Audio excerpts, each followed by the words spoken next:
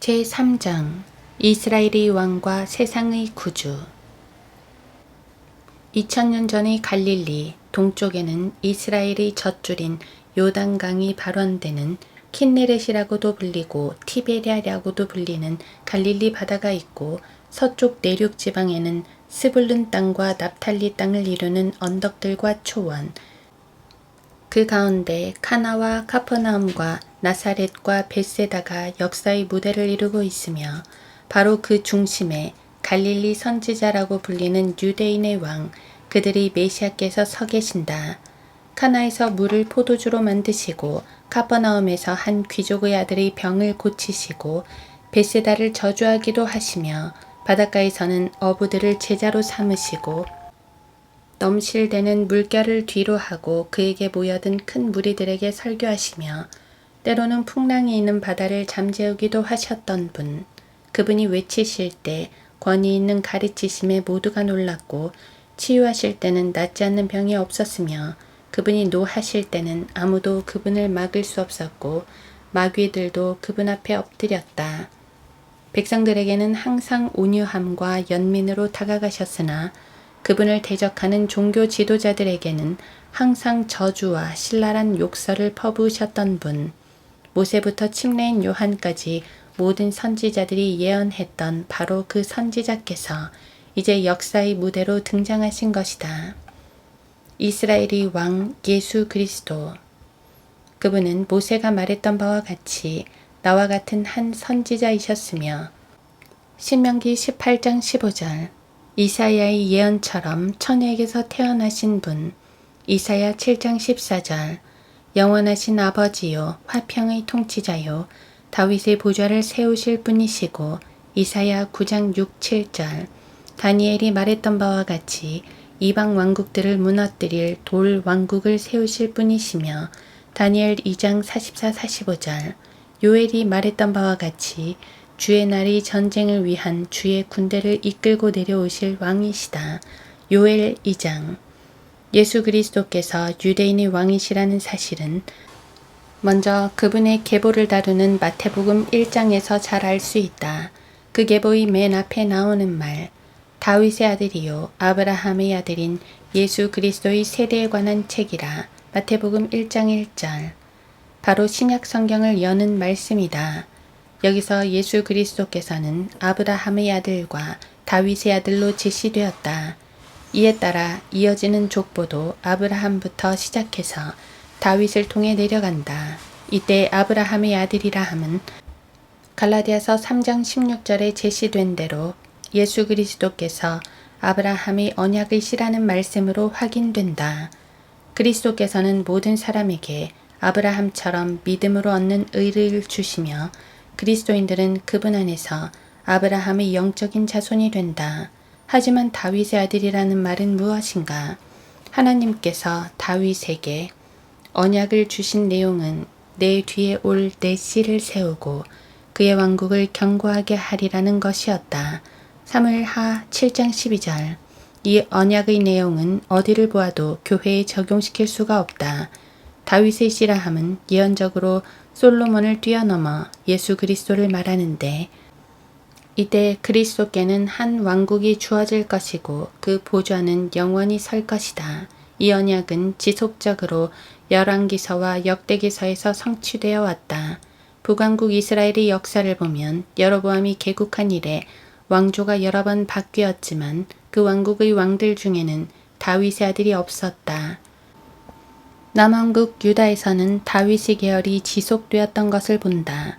이것은 남왕국 유다에 왕권의 정통성이 있다는 것을 보여주는데, 그 이유는 오직 하나, 그들은 다윗의 보좌에 앉을 수 있는 다윗의 아들들이기 때문이다. 따라서 앞으로 메시아가 온다면 당연히 다윗의 아들의 이름으로 와야 한다. 이 말은 다시 말하면 다윗의 아들의 이름으로 오는 이는 유대인의 왕이시라는 것이다.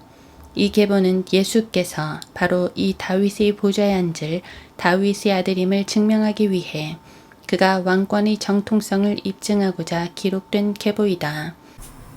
사실 예수님은 실제적으로도 요셉의 아들이 아니다.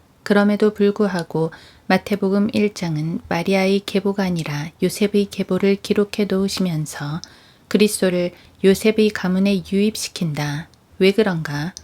요셉이 다윗의 보좌를 차지할 수 있는 후계자이기 때문이다. 누가복음 3장에도 예수님의 계보가 있고 거기에서도 그 계보는 다윗을 거쳐가지만 거기에서는 솔로몬을 통한 왕들의 계보로 이어져 내려오지 않고 다윗의 다른 아들인 나단을 거쳐 내려온다. 마태복음 2장의 예수님의 탄생 기사는 또 어떤가? 동방에서 별을 보고 온 현자들은 왜 예루살렘 궁전으로 갔으며 그들은 왜 유대인의 왕을 찾았는가? 흔히 말하듯이 그들이 단순히 페르시아 등에서 온 점성술사들이었다면 특별한 별을 보고 어떤 위대한 사람이 태어났겠지 하는 정도는 알지라도 어떻게 그 위대한 사람이 유대인의 왕이심을 알았겠는가? 그들은 책을 통해 알았든지 구전으로 들었든지 어쨌든 구약의 예언을 알았기 때문이다. 그들은 유대인의 왕과 별이 밀접한 관계를 갖고 있음을 알았다. 한 별이 야곱에게서 나올 것이며 한 홀이 이스라엘에서 일어나서 모압의 구석구석을 쳐서 셋의 모든 자손들을 멸망시키리라. 민수기 24장 17절. 그들은 이러한 예언에 기초해서 예루살렘 왕궁으로 들어와 유대인의 왕을 찾은 것이다. 구약 성경 전체를 통하여 우리가 알 수 있는 것도 예수 그리스도께서는 모든 선지자들이 예언한 왕국을 이루실 왕이시라는 것이다. 그리스도께서도 친히 모세의 율법과 선지서들과 시편에 나에 관하여 기록된 모든 것이라고 말씀하시며 누가복음 24장 44절 구약 성경은 그분 자신에 관해 예언한다는 사실을 말씀하셨다. 그렇다면 구약 성경이 말하는 나에 관하여 기록된 모든 것이란 무엇인가? 사도행전에서는 그리스도께서 고난을 받으시는 것과 사도행전 3장 18절 그분을 통해 죄사함이 선포되는 것이라고 말하고 있다. 사도행전 10장 43절 물론 신약 성경의 관점에서 보면 그것이 핵심이다. 하지만 구약 성경이 그분에 대해 말하고 있는 것은 그것이 전부가 아니다. 앞에서도 말했듯이 구약 성경은 지속해서 그분이 다윗의 보좌를 차지하신다는 것과 이방 왕국들을 멸망시키신다는 것과 이스라엘을 구속하신다는 것과 매우 잔인하고 무서우신 심판주시라는 것과 그분의 왕국은 번창하고 또 의와 화평으로 가득 찰 것을 말하고 있다. 그분은 범죄한 이스라엘을 심판하시고 그 후에는 그들을 회복시키셔서 아브라함과 다윗의 언약에 따라 이스라엘 왕국을 위대하게 하실 것이다.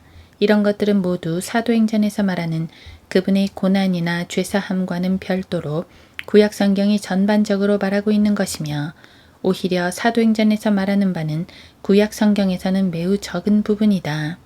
그렇다면 모세로부터 시작하여 모든 선지자들과 시편에서 그에 관해 기록하고 있는 모든 것들은 하나의 주제로 집약될 수 있는데 그것은 바로 왕국이다. 그리스도의 초림 때에 유대인들이 그 왕국을 기다리고 있었다는 것은 의심할 여지가 없다. 비록 그들은 오랫동안 예언이 성취되지 않고 또 그들의 종교 지도자들의 의식법만을 따라가다 보니 그 왕국에 대한 예언을 망각하고 살았을지라도 그들이 안식일마다 모세의 율법을 묵상할 때면 또는 로마의 간섭이 심해지기라도 하면 적어도 경건하게 살고자 했던 유대인들은 구약의 예언을 되새겨보며 메시아께서 어서 속히 오셔서 자기 민족을 구속해 주시기를 기다렸었다. 그러던 중 광야에서 이상한 차림의 한 선지자가 올라와 침례를 주면서 죄들을 자백하라고 설교하더니 자기 뒤에 더 위대하신 분이 오신다고 말했고 드디어 그 예언의 주인공이 천국을 선포하면서 등장하신 것이다. 그분은 진정 침례인 요한보다 더 위대하셨으나 그분의 메시지는 침례인 요한의 메시지의 연장선상에 있었다. 즉 요한이 전파했던 천국을 동일하게 전파하신 것이다. 이 천국은 요한이 전파한 것과 조금도 다르지 않았고 구약에 예언되어 있던 이스라엘 민족을 향한 언약에 조금도 빗나가지 않았다. 그것은 유대인들이 이방 민족으로부터 벗어나고자 소망하던 그들의 기대에 정확히 부응하는 것이었다. 그 왕국이 그분에 의해 세워지면 이스라엘은 메시아의 왕국에서 독특한 보물이 되고 거룩한 민족이 될 것이며 출애굽기 19장 5절 그들이 기대했던 다윗과 솔로몬의 영화가 재현될 것이다. 마태복음 4장 23에서 25절은 예수님께서 이적을 행하시면서 백성들을 가르치실 때의 상황을 잘 묘사해 준다. 예수님께서 온 갈릴리에 두루 다니시며 그들의 회당에서 가르치시고 또 왕국 복음을 전파하시며 백성 가운데 모든 질병과 모든 허약함을 고쳐주시더라. 그의 명성이 온 시리아로 퍼져 모든 병든 자, 즉 갖가지 질병과 통증으로 고통받는 자들, 마귀에게 사로잡힌 자들, 정신병자들, 중풍병자들을 그에게 데려오니 그들을 고쳐주시니라. 그러자 갈릴리와 데카폴리와 예루살렘과 유대와 요단강 건너편으로부터 큰 무리가 주를 따르더라.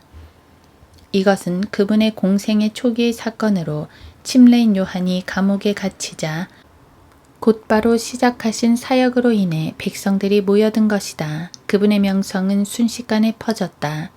갈릴리라는 작은 지역에서 선포된 그분의 메시지는 북동쪽 시리아까지 퍼졌고 갈릴리 동편의 데카폴리와 유대 종교의 핵심지인 예루살렘과 유대 그리고 요단강 동편의 페레아 지역에서까지도 큰 무리가 모여 주님을 따랐다.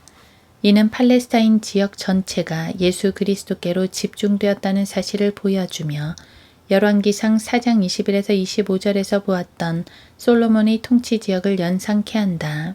자, 왕께서 계시고 통치 지역이 형성되었으며 백성들도 그분을 따른다. 이것은 실로 당시에 왕국이 임할 수 있었던 상황임을 분명히 보여주는 것이다. 갈릴리에서 사역하실 때 그리스도께서 전파하신 천국은 왕국 복음 또는 천국 복음과 그에 따르는 표적들로 특징 지워진다.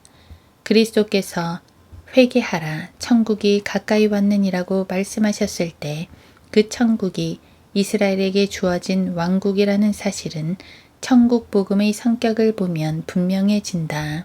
마태복음 10장에서는 예수님께서 제자들에게 이 천국 복음 전파를 위임하시는데 그때 주님은 이방인들의 길로도 가지 말고 또 사마리아인의 성읍에도 들어가지 말고 다만 이스라엘 집의 잃어버린 양에게로 가라고 말씀하신다. 마태복음 10장 5, 6절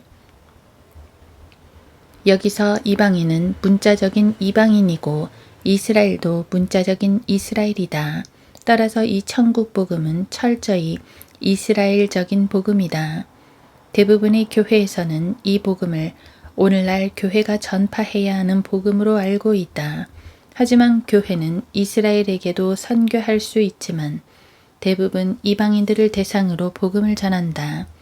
만약 이 이스라엘을 영적 이스라엘이라고 하고 이방인을 영적 이방인, 즉 이교도나 불신자들이라고 해도 문제는 남아있다. 왜냐하면 교회는 이교도들이나 불신자들에게 복음을 전파해야 하기 때문이다. 이스라엘을 다시 일으키겠다는 구약의 예언은 너무나 많다. 아모스 9장 11절에서는 하나님께서 무너진 다윗의 성막, 즉 이스라엘을 다시 일으키시겠다고 말씀하셨고 사무엘하 7장 12에서 16절에서는 다윗의 왕국, 즉 이스라엘과 그 보좌를 영원히 세우시겠다고 약속하셨으며 이사야 40장 1절에서는 내 백성 이스라엘을 위로하라고 명령하셨고 예레미야 31장 31절에서는 이스라엘 집과 유다 집과 더불어 새 언약을 맺으시겠노라고 말씀하셨다. 호세아 1장 1절에서는 하나님께서 친히 이스라엘을 위로하시겠다고 하셨으며 학개 2장 9절에서는 미래에 예루살렘에 세워질 성전의 영광에 대해서 말씀하셨고 에스겔 40에서 48장에서는 재건될 이스라엘과 예루살렘과 그 성전에 대해서 너무나도 구체적으로 말씀하셨다. 예수님께서는 수로페니키아 여인이 자기 딸을 고쳐달라고 간구했을 때에도 나는 이스라엘 집의 잃어버린 양 외에는 보냄을 받지 아니하였노라고 단호히 거절하셨고 마태복음 15장 24절 결국 그녀를 치유해 주시기는 했지만 그것은 그녀가 자신을 이방의 개로 인정했을 때 치유해 주셨을 뿐이다. 바울 사도도 로마서 15장 8절에서 그리스도를 할례의 일꾼, 즉 이스라엘을 위한 일꾼으로 말했으며 실제로 그리스도께서는 그분의 생애 동안 마지막까지 이스라엘을 위한 사역을 멈추지 않으셨다. 심지어 이스라엘을 상징하는 무화과 나무를 영원히 저주하신 것처럼 하시고도 마태복음 21장 19절 바로 뒤에서는 그 무화과 나무에서 잎이 날 것을 말씀하셨다. 마태복음 24장 32절 침례인 요한을 뒤이어서 예수님께서 전파하셨던 왕국의 모습은 바로 이런 것이었다. 그리스도께서는 구약에 이스라엘을 이끄셨던 여호와 하나님 자신으로서 친히 그 언약의 백성 이스라엘을 이끄시고 아브라함과 다윗에게 약속하신 그 왕국을 세우려 하셨던 것이다. 그 왕국 복음이 표적들로 특징 지어지는 것을 보아도 이 왕국이 어떠한 모습인지를 알 수 있는데 그것은 곧 이스라엘을 위한 왕국이라는 것이다. 고린도전서 1장 22절에서 사도 바울은 유대인들은 표적을 구하고 라고 말하며 표적이란 유대인들을 위한 것이라는 사실을 밝히고 있다. 구약 전체를 통하여 하나님께서는 이스라엘을 표적으로 인도해 오고 계셨다. 이 표적이란 하나님께서 이스라엘에게 언약을 맺으실 때 표시로 주신 언약의 징표와 같은 것이다. 하나님께서는 그들에게 무엇인가를 말씀하실 때 그 말씀을 확증시켜 줄 만한 도구가 필요했던 것이다. 예를 들어 열왕기하 20장에서 히스기야가 병들어 죽게 되었을 때 그가 살려달라고 간구하자 하나님께서는 선지자 이사야를 통해 15년을 더해 주시겠다고 약속하셨다. 그때 히스기야는 자기 병이 치유된다는 것을 증명할 만한 눈에 보이는 표적을 요구했고 열왕기하 20장 8절 하나님께서는 그의 요구를 들어 해 그림자를 10도 뒤로 돌려놓으셨다. 열왕기하 20장 11절 하나님께서는 노아에게 다시는 물로 땅을 심판하지 않으시겠다고 언약을 하실 때에도 눈에 보이는 표적으로 무지개를 보여주셨고 앞으로 올 메시아가 누군지를 알려주시기 위해 처녀에게서 태어나는 아들이라는 표적을 이스라엘에게 주셨다. 이사야 7장 14절 그러므로 이스라엘은 어떤 처녀에게서 아들이 태어났다는 소식을 듣는다면 그 아이가 메시아라는 사실을 알아야 한다. 왜냐하면 그것은 하나님께서 그분의 약속을 이행하신다는 표적이기 때문이다. 때때로 안식일이나 할례처럼 기적적인 사건이 아닌 표적도 제시되지만 그것들 역시 하나님의 약속, 즉 나는 너희 하나님이 되고 너희는 내 백성이 되리라는 말씀을 확증하시는 표적들로 제시된다. 모세 이후로 이러한 표적들은 하나님께서 이스라엘을 인도하시는 방법이 되었다. 그래서 그들은 표적을 구하는 것이 당연했고 예수님께서도 그러한 그들에게 표적들로 응해 주셔야 했다. 그래서 예수님께서는 때로는 병자들을 고치기도 하시고 때로는 광야에서 백성들에게 음식을 주기도 하시며 때로는 풍랑을 잔잔케 하기도 하시고 때로는 죽은 자들을 고치기도 하셨다. 예수님과 함께했던 무리들은 틈만 나면 그분께서 행하시는 표적들을 보았고 아침이면 그분께서 행하시는 새로운 표적들을 기대하며 눈을 뜰 수 있었다. 그들은 참으로 그 풍부한 표적의 바다에 살았던 것이다. 물론 그 표적의 참다운 의미를 깨닫지 못하고 단순하게 예수님께서 보리빵 5개로 5,000명을 먹이시니까 먹고 살려고 주님만 따라다닌 사람도 많았다. 주님께서 권력을 잡으실 때 한자리를 기대하며 주님을 따라다녔던 사람들은 오히려 믿음이 있는 사람들이었다. 그들이 참으로 예수님의 표적의 의미들을 깊게 숙고하였던들 그들은 그분이 구약에 예언되어 있었던 메시아라는 사실을 곧 인식할 수 있었을 것이다. 추의 표적도 마찬가지였다. 선지자들은 메시아의 왕국이 도래할 때 병자들이 치유받는 모습을 종종 예언했었다. 이사야 33장 24절, 35장 5에서 6절. 메시아에 관한 예언에 따르면 치리자는 곧 치유자이다. 이사야 3장 7절. 그러므로 예수 그리스도께서는 단순한 의사가 아니셨다. 그분은 예언을 성취시키시는 왕이셨던 것이다.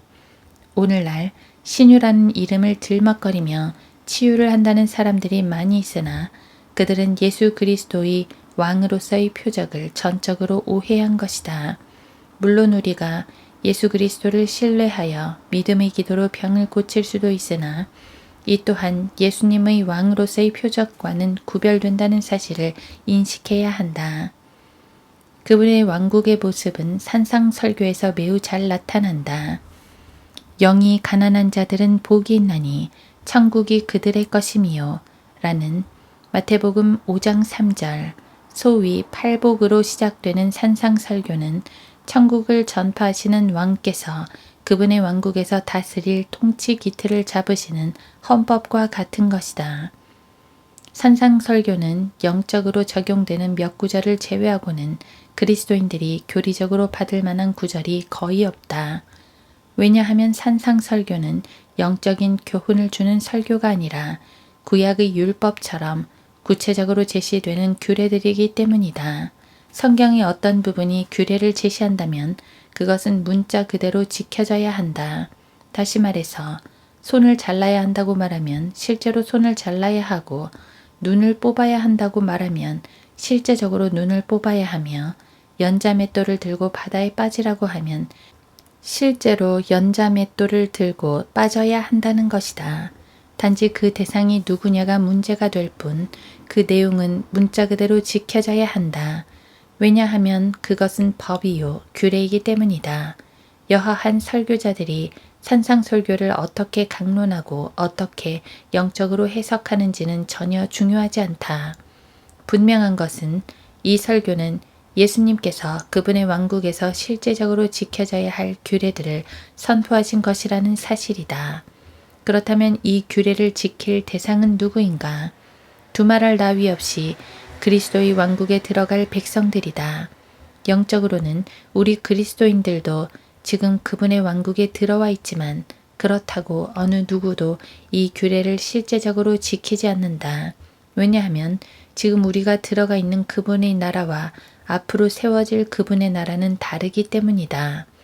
우리가 지금 들어가 있는 나라는 하나님의 나라라고 불리는 나라로 이 나라 또한 우리 주님께서 전파하신 매우 중요한 왕국이지만 산상설교에서 전파하신 천국은 그러한 나라가 아니라 구약에서부터 예언되어 있던 유대인에게 속한 실제적인 왕국으로서 예수님께서 예루살렘에 세워질 다윗의 보좌에 앉아 다스리실 미래에 속한 왕국이다. 이 천국 백성의 대상은 1차적으로는 유대인이며 에스겔 48장에서 자세하게 묘사되어 있는 대로 유대인들은 각 지파별로 그 땅을 분배받는다. 그때 이 땅에서 살게 될 천국 백성들은 산상설교의 규례들을 지켜야 하는데 이 규례는 너무나 엄격해서 까닭없이 형제에게 노하거나 욕설을 하면 지옥불의 위험에 처하게 되고 마태복음 5장 22절 마음으로 음욕을 품어도 간음한 것으로 간주되고 마태복음 5장 28절 오른손이나 눈이 범죄하면 잘라버리고 뽑아버려야 하며 마태복음 5장 29, 30절 자기 죄에 대하여는 엄격해야 하지만 형제들에 대해서는 매우 관대해야 하고 마태복음 5장 38에서 42절 심지어 원수들마저도 사랑해야 한다. 마태복음 5장 44절 이 왕국은 이처럼 엄격한 틀, 심지어 구약의 율법보다도 더 엄격한 틀 가운데 유지될 것이다. 산상설교가 한 규례로 제시될 때 거기에 신약교회가 배제되는 이유는 그 당시에는 예수님께서 피 흘려 죽으시기 이전이므로 히브리서 9장 15절에 따라서 아직 신약이 발효되지 않았기에 어떠한 신약교회도 그리스도인도 그리스도의 몸도 성령의 내주하심도 계시되지 않았기 때문이다. 오직 율법과 선지자들의 연장선상이었을 뿐이고 예수님께서는 구약의 이스라엘을 인도하시던 여호와 하나님 자신이기 때문에 모든 예언에 따른 왕국을 이루시려 하셨던 것이다. 그분은 자신의 백성에게 찾아오셨고 마태복음 1장 21절 그들에게 왕국을 가져다 주셨다. 마태복음 10장 5, 6절 비록 주님은 자기 백성에게 지속적으로 거부당하셨지만 요한복음 1장 11절 마지막 순간까지 그들을 참으시고 끝까지 기회를 주셨다. 마침내 그들에게 버림받아 십자가에 처형되셨지만 다시금 회복하시겠다고 약속까지 하셨다. 실로 그분은 자신의 언약을 하나도 소홀히 여기지 않으시며 자신의 백성에게 신실하신 이스라엘의 왕이신 것이다. 세상 죄를 제거하는 하나님의 어린 양. 그런가 하면 그리스도께서는 천국 못지않게 하나님의 나라도 매우 강조하셨다. 이 또한 복음서의 위대한 주제들 중 하나이며 특히 요한복음에서는 하나님의 나라에 관한 복음이 매우 큰 위치를 점유한다. 잠시 침례인 요한에게로 다시 초점을 맞춰보자. 여느 날과 마찬가지로 침례인 요한은 요단강에서 백성들에게 침례를 주고 있었다. 그의 이러한 행위에 대해 의아해하고 못마땅해 하는 유대인들은 그에게 그리스도인가 엘리야인가 그 선지자인가를 물었고 요한은 그들에게 자신은 주의 길을 곧게 하라고 광야에서 외치는 음성이라고 대답했다. 요한복음 1장 19에서 34절은 백성들에게 침례를 주고 그들에게 설교하는 요한의 모습을 잘 보여주고 있다. 또 이것이 요한의 증거라. 유대인들이 예루살렘에서 제사장들과 레위인들을 보내어 그에게 묻기를 내가 누구냐고 하였더니 요한이 시인하고 부인하지 아니하였으니 시인하기를 나는 그리스도가 아니라 하더라. 그들이 그에게 말하기를 내가 누구냐 우리로 우리를 보낸 자들에게 가서 답변하게 하라. 너는 내 자신을 무엇이라고 하느냐고 하니 그가 말하기를 나는 선지자 이사야가 말한 것처럼 주의 길을 곧게 하라고 광야에서 외치는 자의 음성이라고 하더라. 이런 일들이 요단강 건너편 베다바라에서 있었으니 그곳은 요한이 침례를 주던 곳이라. 요한복음 1장 19에서 28절 요한은 지속적으로 침례를 주며 사람들에게 설교했고 예수님께서 침례를 받으신 후에도 그의 사역은 동일했다. 그러던 중 하루는 그에게 다가오시는 예수 그리스도를 보고 특별한 말을 한다. 그 다음날 요한이 예수께서 자기에게 오시는 것을 보고 말하기를 보라 세상 죄를 제거하는 하나님의 어린 양이라. 요한복음 1장 29절 그런데 이 상황은 공관복음에서 묘사하고 있는 요한의 사역 모습과는 좀 다르다. 마태, 마가, 누가가 묘사하는 요한의 침례의 모습은 그리스도께서 침례를 받으시는 것에 초점이 맞추어져 있다. 그러나 사도 요한이 기술하고 있는 침례인 요한의 침례의 모습에서는 그리스도께서 침례를 받으시지 않는다. 요한복음에서 그는 이미 침례 받으신 이후에 다시 나타나신 그리스도와 대면하고 있는 것이다. 많은 사람들은 요한복음 1장 27절에서 요한이 나는 그분의 신발끈을 풀 자격도 없느니라고 말한 것이 다른 복음서와 비슷하기 때문에 이 모든 것이 같은 사건을 말하고 있는 것으로 보고 있지만 사실은 아니다. 마가복음 1장 12, 13절에 따르면 예수 그리스도께서는 침례를 받으신 즉시 광야로 들어가셨다.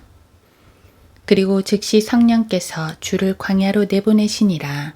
주께서는 광야에서 40일을 계시면서 사탄에게 시험을 받으셨고 마가복음 1장 12, 13절 그러는 사이에도 요한은 지속적으로 침례를 베풀면서 때로는 꾸짖고 때로는 논쟁하기도 하며 백성들에게 설교하고 있었다. 40일의 기간이 지난 후 예수님께서는 시험을 마치시고 마귀에게 승리하신 후 다시 요단강으로 돌아오셨고 그때 요한은 예수님을 가리켜 하나님의 어린 양이라고 말한 것이다. 특이한 사항은 요한이 예수님을 가리켜 하나님의 어린 양이라고 말한 것은 요한복음에만 기록되어 있다는 사실이다. 지적했듯이 이는 예수님께서 시험을 받으시고 돌아오신 이후였다. 그렇다면 요한은 그 전에는 예수님을 세상 죄를 제거하는 하나님의 어린 양으로 알지 못했다는 것이다. 그 전에는 단지 회개하라, 천국이 가까이 왔느니라고 전파했으며 예수님을 그 천국의 왕으로만 알고 있었을 뿐이다. 그런데 이제 그에게 계시된 것은 그분이 하나님의 어린 양이라는 것이다. 침례인 요한은 예수 그리스도를 기다리며 천국을 전파했다. 마태복음 3장 2절. 이것은 마태복음에서만 나오는 사실이며 다른 복음서에서는 제시되지 않는다. 그리고 이 천국은 하나님께서 아브라함을 택하신 이후로 이스라엘과 맺으신 언약 가운데서 예언으로 확증하신 왕국이다. 요한은 바로 이 왕국의 왕으로 예수 그리스도를 제시했고 그리스도 자신께서도 그분의 공생의 기간 중 이 사실을 표적으로 증명하시면서 사역하셨다. 그런데 요한의 사역이 끝나갈 무렵 그에게는 그리스도가 하나님의 어린 양이라는 특별한 진리가 계시되었고 이제 요한의 때가 끝나고 예수 그리스도의 때가 되었을 때 그리스도께서는 천국과 더불어 또 하나의 왕국을 제시하셨는데 그것이 바로 하나님의 나라였다. 요한이 감옥에 갇힌 후 마태복음 4장 17절에서 천국을 전파하신 주님께서 마가복음 1장 15절에서는 하나님의 나라를 전파하신 것이다. 이 두 왕국은 뗄래야 뗄 수 없는 밀접한 관계로 등장하지만 그럼에도 불구하고 이 두 왕국은 서로 다른 왕국이다. 천국은 유대인에게 제시된 땅에 속한 왕국이요. 정치적인 왕국, 몸을 입고 들어가는 왕국, 유대인이 메시아께서 팔레스타인 땅에 세워질 다윗의 보좌에 실제적으로 앉아 문자적으로 통치하시는 왕국이고 하나님의 나라는 그분의 백성들에게 속한 영적인 왕국이요. 그리스도의 피로 말미암아 성령으로 거듭난 성도들이 영적으로 들어가 있는 왕국이다. 하나님의 나라는 거듭난 성도들에게 주어지는 나라이기 때문에 그 안에 있는 백성들은 하나님의 아들들이다. 이들은 죽었던 영이 살아났기 때문에 하나님의 형상이 회복된 사람들이다. 아담이 타락한 이래로 이 지구상에는 하나님의 형상을 가진 사람이 없었다.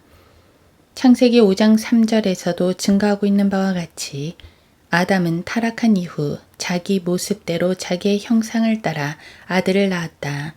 그는 하나님의 형상을 따라 아들을 낳은 것이 아니었다.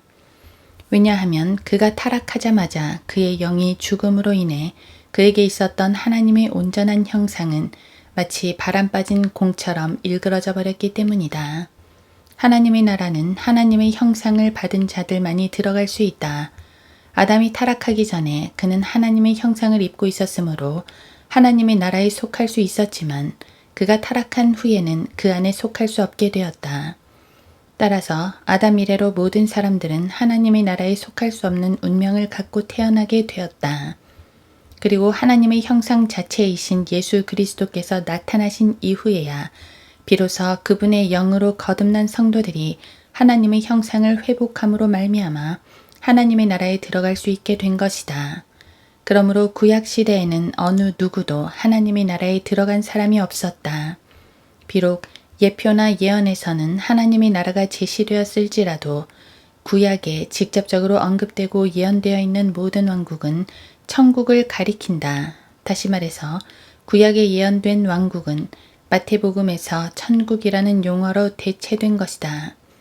따라서 자연스럽게 침례인 요한도 천국을 전파했던 것이다.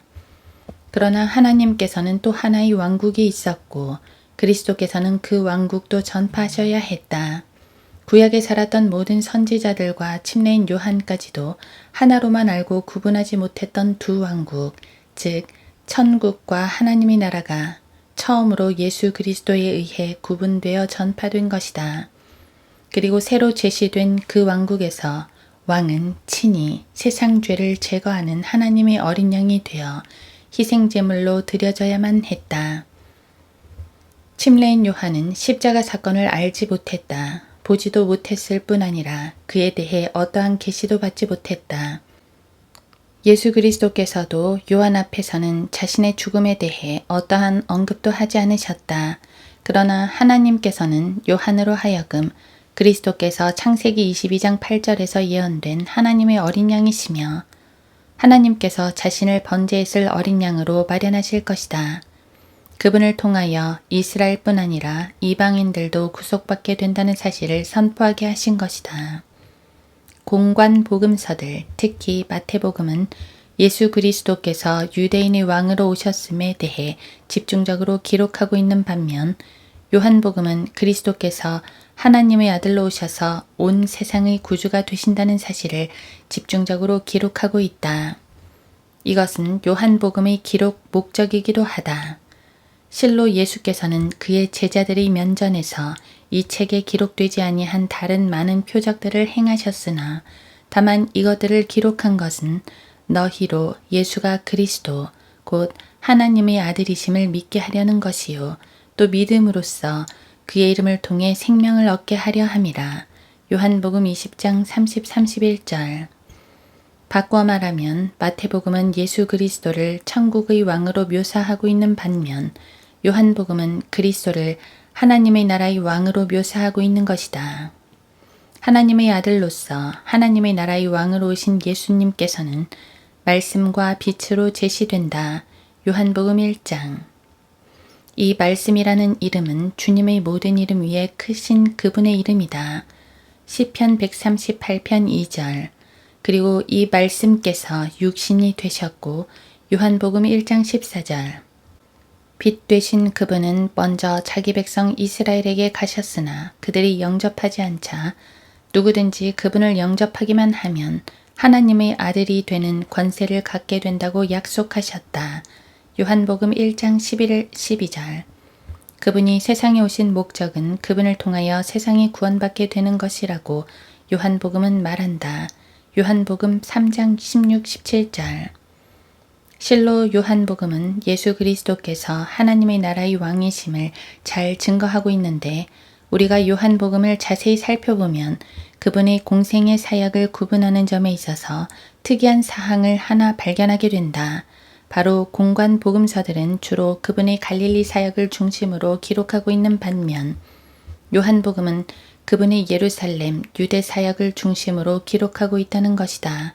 예수 그리스도의 공생애는 갈릴리 사역을 중심으로 이루어지다가 4번의 6월절 기간의 명절을 지키러 예루살렘에 내려오셨을 때 요한복음 2장 13절, 5장 1절, 6장 4절, 11장 55절 성전을 중심으로 행하신 예루살렘 유대 사역으로 이루어지며 그중 요한복음은 그분의 생애에서 다소 적은 부분을 할애하고 있는 예루살렘 사역을 중심으로 기록하고 있다.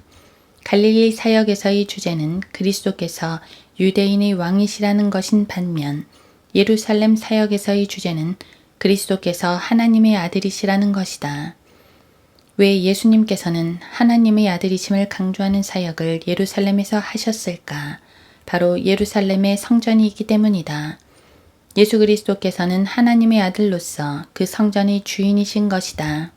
우리가 잘 아는 것처럼 예수 그리스도의 첫 번째 이적은 갈릴리 카나에서 열린 혼인식에서 물로 포도주를 만드신 것이다. 이 이적은 갈릴리에서 행해졌지만 아직 침례인 요한도 잡히기 전이고 따라서 아직 정식으로 갈릴리 사역이 시작되기 전 아주 초기의 사역이었다. 그때 주님은 이적을 베풀라는 마리아의 요구에 대해 나의 때가 아직 이르지 아니하였나이다 라고 거절하셨다가 곧 허락하셨다. 요한복음 2장 4절. 주님께서 말씀하신 나의 때는 무엇인가? 그것은 주님께서 피 흘리실 때를 말한다. 따라서 이때 행해진 이적, 즉 물로 만들어진 포도주는 그리스도의 피를 예표하는 것으로 자신께서 어린 양으로 죽으신다는 것을 암시하는 것이다. 이후 그리스도께서는 6월절에 예루살렘에 가셨다. 거기에서 주님은 성전에서 사고 팔고 환전하는 무리들로 인해 더러워진 성전을 뒤엎으시고 청결케 하시며 이 성전을 헐라. 그러면 내가 3일 만에 이것을 다시 일으키리라고 말씀하셨다. 요한복음 2장 19절. 이 일에 대해 성경은 그러나 주께서는 성전된 자기 몸에 관하여 말씀하신 것이라고 하신다. 요한복음 2장 21절. 다시 말해서 자신의 죽으심과 부활을 말씀하시는데 이것 역시 하나님의 아들로서 하나님의 나라를 전파하시는 사역이었다. 요한복음 3장에서는 니코데모가 예수님을 찾아온다. 이때 예수 그리스도께서는 하나님의 나라에 관한 매우 중요한 언급을 하시는데 그것은 진실로 진실로 내가 너에게 말하노니 사람이 거듭나지 아니하면 하나님의 나라를 볼 수 없느니라. 요한복음 3장 3절. 진실로 진실로 내가 너에게 말하노니 사람이 물과 성령으로 태어나지 아니하면 하나님의 나라에 들어갈 수 없느니라 였다. 요한복음 3장 5절. 다시 말해서 하나님의 나라는 오직 거듭난 사람만이 들어갈 수 있다는 것이다. 이것은 신약시대를 위한 위대한 규칙이다. 신약시대에는 아무도 이 방법 외에 다른 방법으로 하나님의 나라에 들어갈 수 없다. 3절과 5절에서 같은 말씀을 두 번 반복해서 하신 것은 거듭남의 정의를 보여주고자 합니다. 3절에서는 그냥 거듭나라고 말씀하신 다음 5절에서는 물과 성령으로 거듭나라고 말씀하지 않고 물과 성령으로 태어나라고 말씀하신 것을 주목하라. 즉 거듭남이란 물로 한 번 태어난 사람이 성령으로 한 번 더 태어나는 것을 말한다. 이렇게 두 번 태어나는 것이므로 거듭남, 본어겐이 되는 것이다. 이 말씀은 어떤 사람들이 말하는 것과 같이 물로도 거듭나고 성령으로도 거듭난다는 말이 아니다. 그렇게 말할 때 성령으로 거듭난다는 말은 이해가 가지만 물로 거듭난다는 것은 이해가 가지 않는다. 그래서 성경을 억지로 짜 맞추다 보니 이 물을 세례나 침례로 보는 이상한 교리까지 나오게 되었다. 실제로 로마 카톨릭을 비롯한 몇몇 교단들은 세례 또는 침례가 구원받는 수단이라고 가르친다. 이것은 명백한 이단 교리이다. 어느 누구도 물로는 구원받을 수 없다. 고린도전서 3장 21절은 물은 예수 그리스도의 부활하심으로 인하여 이제 우리를 구원하는 모형이니 곧 침례라.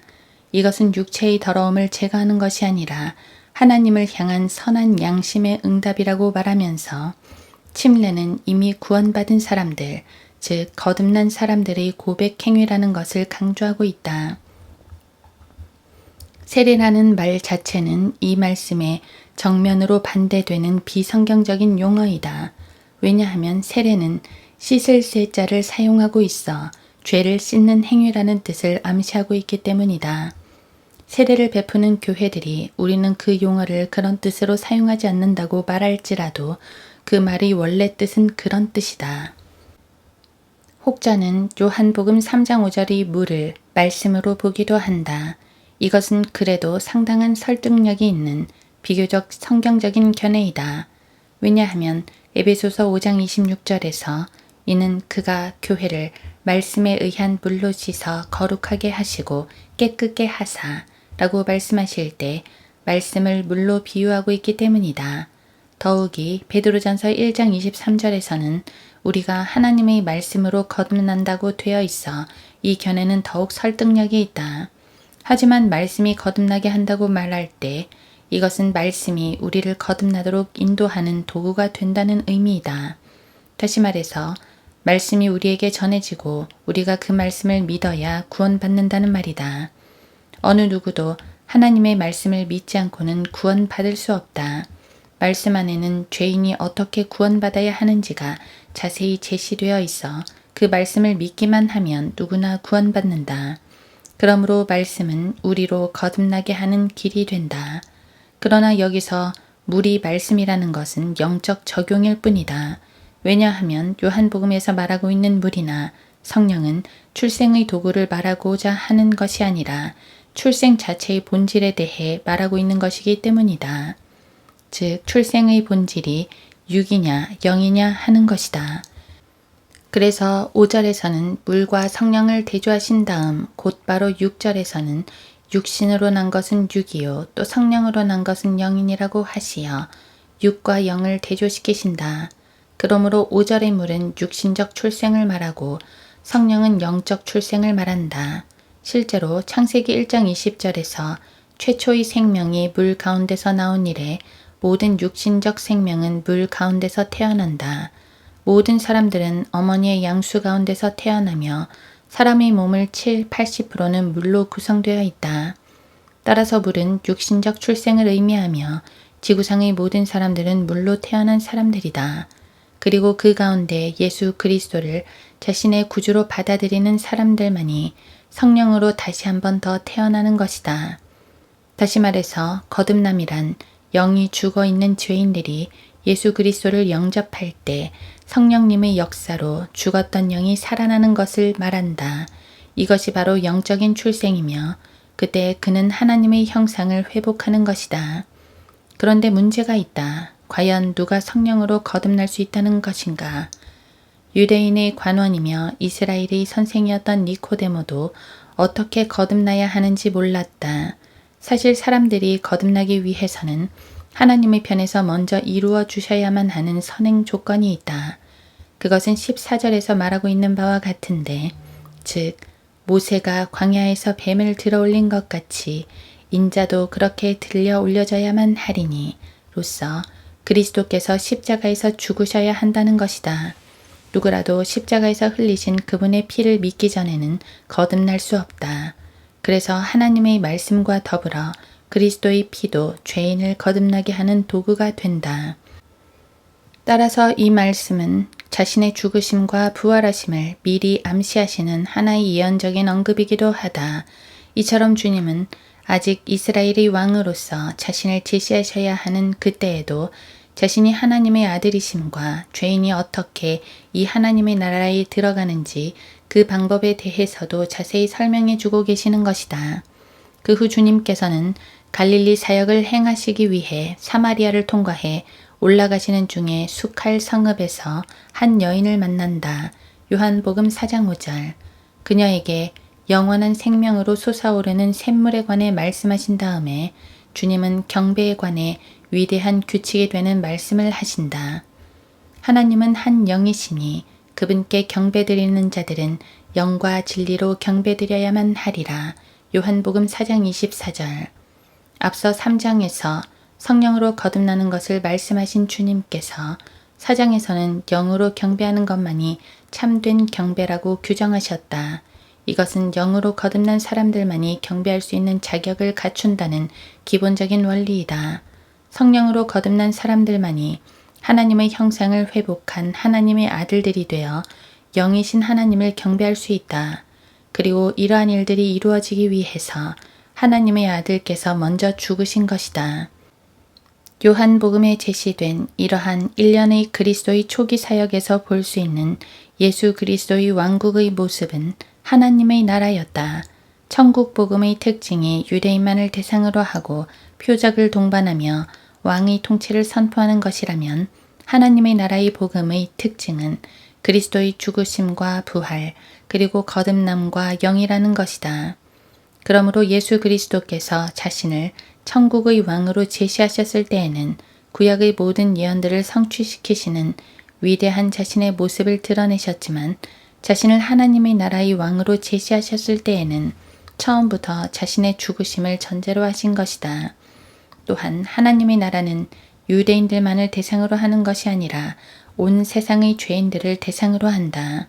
물론 이 나라도 먼저는 유대인에게 주어졌다. 요한복음 1장 11절. 하지만 그들이 거부하자 이 나라는 온 세상으로 향한다.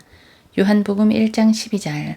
이 왕국이 유대인들을 대상으로 주어졌을 때 이 왕국은 천국과 연계되어서 제시되었고 유대인들은 이 두 왕국을 모두 받을 수 있었다. 하지만 이 왕국이 이방인들에게 향하게 되었을 때 이 두 왕국은 철저히 분리된 개념 속에 발전한다. 천국이 유대인들에게 예언이 성취되는 왕국으로 드러난다면 하나님의 나라는 이방인들 가운데서 은혜의 복음으로 전파되어 지금 교회를 통해서 이어지고 있다.